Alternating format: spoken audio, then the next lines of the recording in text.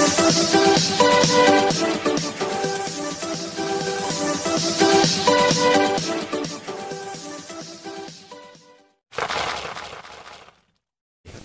Assalamualaikum warahmatullahi wabarakatuh.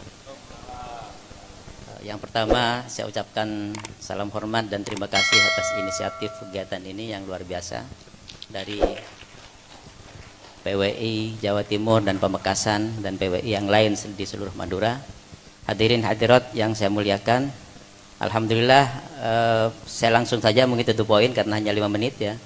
Yang pertama bahwa kerja-kerja kolaboratif khususnya antara seluruh bupati yang ada di Madura itu memang sangat diperlukan, sangat strategis.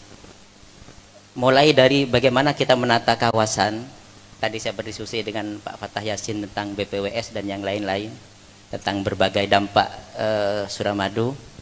Nah, menurut saya paling tidak yang kita saksikan dari sudut infrastruktur, bagaimana pasar tumpah yang masih terjadi itu menjadi kendala tersendiri dan menyebabkan orang itu banyak malas ya untuk bertransportasi, apalagi berkenaan dengan kepentingan-kepentingan yang sangat mendadak seperti orang sakit dan yang lain-lain, itu sangat mengganggu.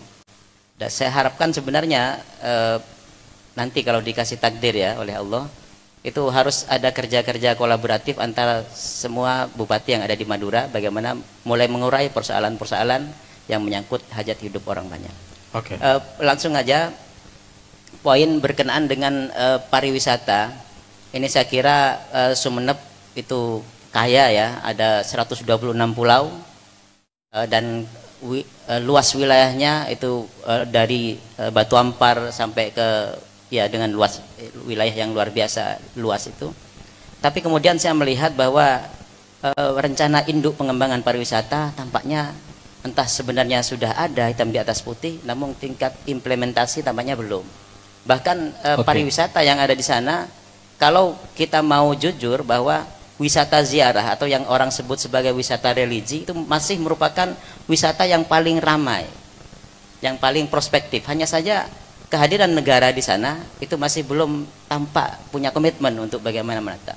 Kemudian wisata alam, kami juga punya Gunung Payudan dan lain-lain.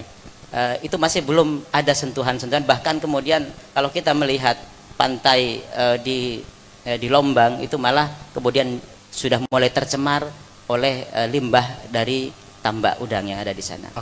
Sehingga dengan demikian maka perlu gagasan-gagasan tentang perlu perumusan daripada Riparda atau rencana induk pengembangan pariwisata di tingkat daerah, benar-benar disusun kembali sesuai dengan tingkat kekayaan sumber daya yang dimiliki oleh daerah dan perlu komitmen dari pemerintah. Kemudian juga pengembangan yang lain, misalnya ekoturism itu yang juga bisa memberikan edukasi kepada masyarakat, itu perlu terus dikembangkan. Kemudian yang berikutnya berkenaan dengan masalah tembakau, ya saya kira perlu kita mendorong bagaimana lahirnya pengusaha-pengusaha baru di bidang tembakau. Di tempat saya di Kecamatan Gulu-Gulu ada gudang yang disebut sebagai KIHT, itu sebagai kawasan industri hasil tembakau yang itu dibangun dari dana cukai tembakau. Dari tahun ke tahun terus dibangun, hanya saja sampai saat ini masih belum beroperasi, tapi terus dibangun. Saya sangat mengkhawatirkan bahwa nanti bangunan yang sudah menelan biaya miliaran karena multi years itu nanti akhirnya mangkrak. Nah, padahal dalam gambaran saya itu sangat potensial kalau seandainya kita dorong masyarakat untuk masuk ke industrialisasi, khususnya di bidang tembakau, agar petani tidak hanya menjual tembakau ke gudang-gudang, tapi bisa masuk dalam industri, bisa bikin tembakau sendiri, bikin brand sendiri, dan bisa punya nilai ekonomis yang lebih tinggi. Berkenaan juga dengan tembakau itu rasanya pemerintah harus hadir bagaimana melindungi harga. Bagaimana dengan migas lagi? Migas yang pertama perlu kerja-kerja kolaboratif. Misalnya kalau tadi sudah disampaikan bahwa undang-undang yang mengatur berkenaan dengan migas, bahwa yang kita sering di Sumeneb itu kan ada 4 atau berapa ya, yang melakukan pengeboran minyak. dan tadi sudah disampaikan juga oleh Bapak Rektor bagaimana kekayaan sumber daya alam kita disedot dan kemudian kita nyaris tidak mendapatkan apa-apa.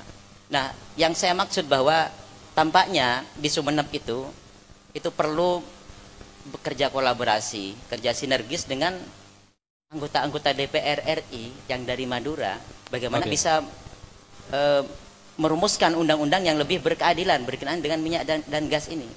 Jadi kan kalau tadi yang onshore misalnya itu kita bisa dapatkan banyak PI dari itu, tapi kemudian yang offshore kemudian banyak hilang entah ke provinsi atau mungkin disumbangkan ke provinsi, tinggal undang-undangnya aja yang kemudian harus